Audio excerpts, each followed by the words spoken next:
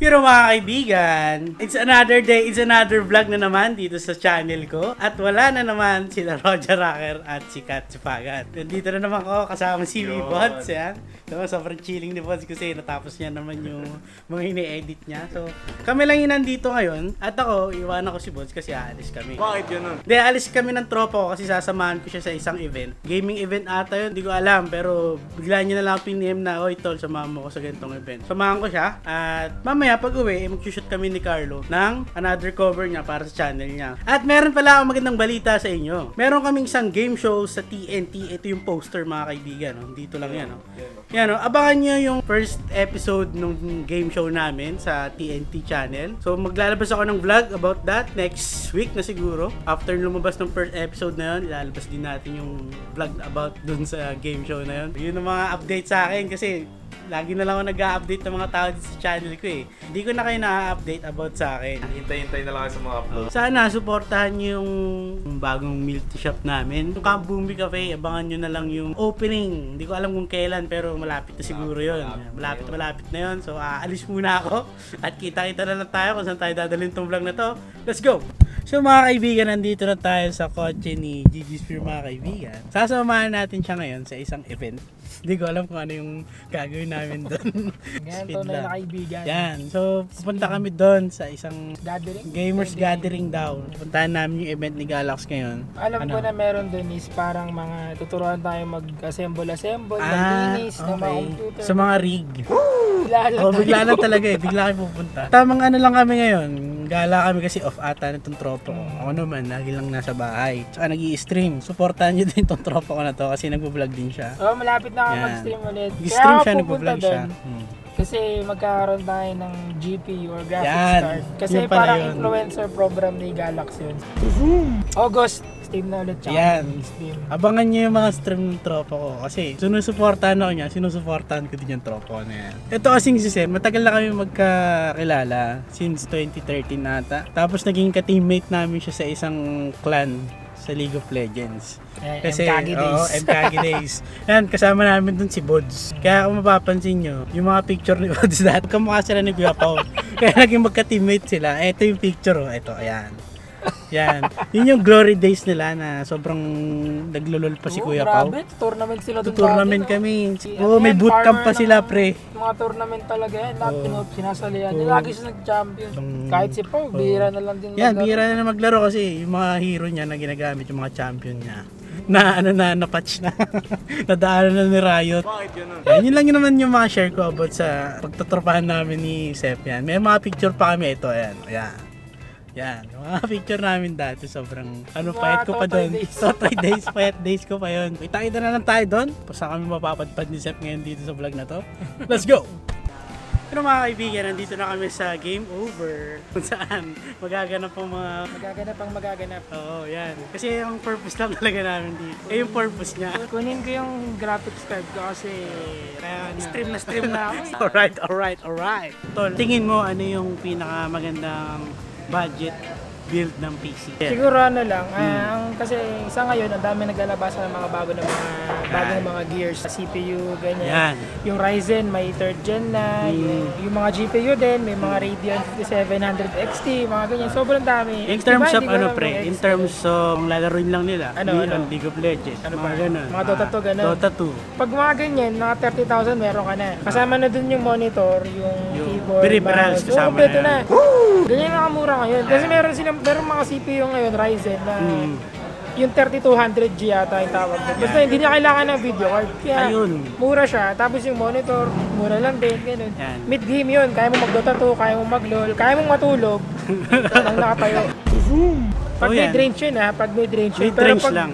Pag syempre gusto mo ng graphics card na kasama, yun yung mag-expect. Pagka yung medyo high-end na yung mga games na lalaroin nyo, talaga namang para sa akin, siguro from 80? Mga 80 maganda. 80 pataas, mga ganun. Tipong ano yun, lagot ka sa nanay mo pagtapos. Dapat mag-iipon ka na. Pag tiin ng credit card ng nanay mo, itaas na lagas mo. Iboy ng loob. Meron ka ng budget, maghahanap ka ng store na pwede mong pagquotean. Store. Yan, tatapatan nila yan kung ano yung mga pyesa na pwede. Ibigyan nila ng mga quotation. Yan. Pero in terms of mga shop na bibilhan.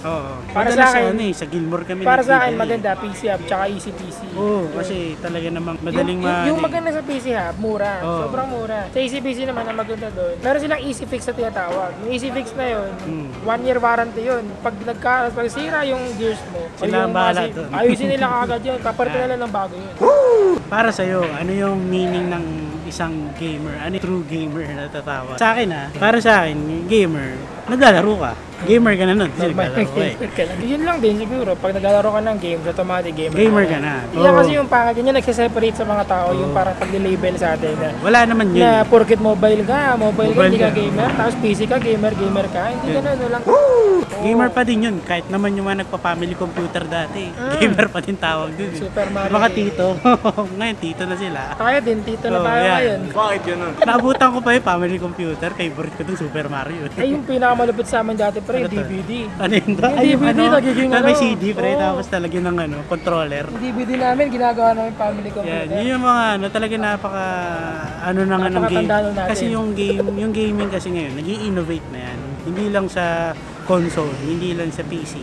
Meron na din mga mobiles. Kaya nga naglalabas sila ng mga gaming phones. Kasi nag-evolve na talaga. Nag-evolve na talaga. Pati yung mga tao nag-evolve. Hindi lang tao ngayon, super tao. Super tao na. So, may update ko na lang kayo kung ano mapangganap dito.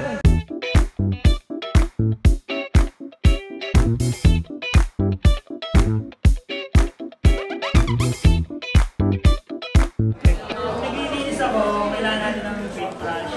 Itatanggal tayo ng mga graphics card, lalo yung malalaki. Lagi natin alalay. Kung naglalapag tayo ng mga bars, kailangan at least sa carton o sa kahoy. Huwag lang sa semento or sa tiles, hindi recommended.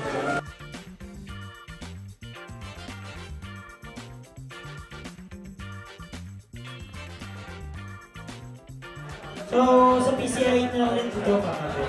PCI slot, okay. So, pababa siya, kailangan pantay yung pasok ng video bar. Para hindi madamit yung PCI slot. So mga kaibigan, tapos na po i-demonstrate kung paano mag-maintenance ng computer. Ano tol? Anong masasabi mo? Okay! Madali lang siya i-maintenance. Lalo na kung kailangan mo lang yung brush, saka yung mga tissue. Sabi nga ni Kuya kanina, yun yung mga kailangan nyo. Tamang food trip lang muna kami ni Sep. Saka nag-antay kami ng raffle. So mga kaibigan, tapos na po yung event dito sa Game Over PH. At sayang hindi kami nanalo ng paraffle nila. Meron silang mga paraffle na video card, hard drive, yan. Sayang hindi tayo nanalo. Pero sa experience, kasi may mga namit tayong mga bagong tao dito sa event na to. Meron mga bagong release na video card. Doon lang yung makikita sa event ng Galax. Kasi syempre Galax yun. Swabe yung mga bago nilang release na video card. At sana makabili tayo nun kahit isa lang. Uy, pero dapat dapat isang raffle to. Hindi nanalo pero sayang. So kita-kita na lang tayo sa bahay pag nakarating na tayo doon. At let's go! Let's go! Pero mga kaibigan, nakauwi na tayo dito sa bahay. At ayan mga kaibigan, gumapansin nyo. Gumagawa sila ng video dito. Ayan.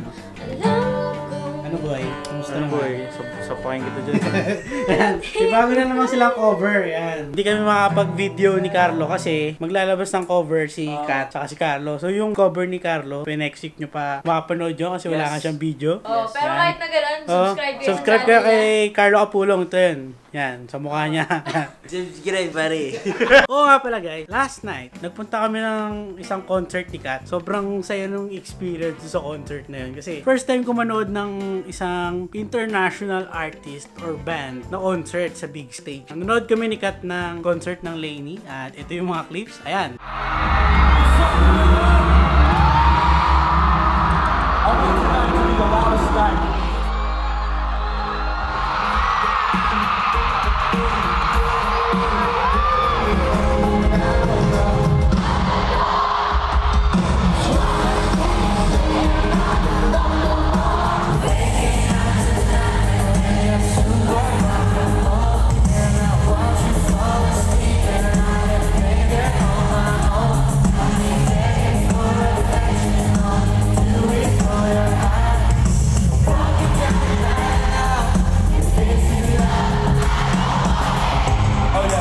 really good. You sound really, really, really good. When we go on, start out alright. When we go on, when you love this time. When we go on, you change your mind. Change your mind. You gotta find your mind. You said we can work it out. You're trying to beat it. This is how it's supposed to be. I'm alone and now.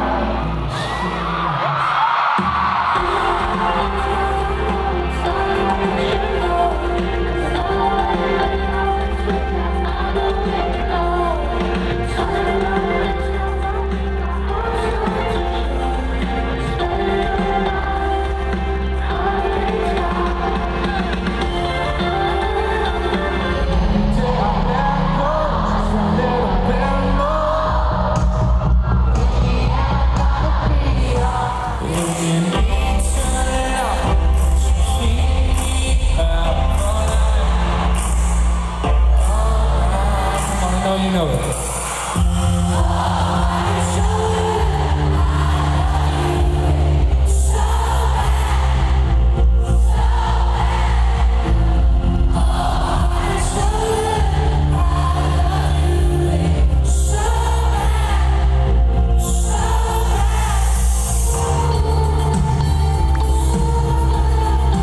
At napanood nyo na yung mga clips dun sa concert na Yes. Lainey, mga kaibigan. Syempre, enjoy na enjoy ako eh, no?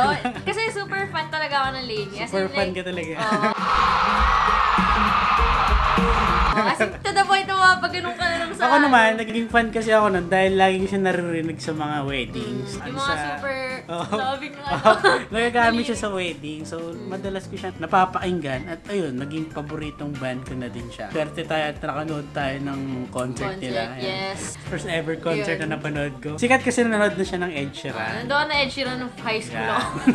Sobrang tagal na, no? Kasi usually yung mga pinapanood natin, syempre OPM, O, sport mga local. local. Ako nakanood na ako ng local. Kasama ko si Rain. Ito yung mga clips. Panoorin nyo.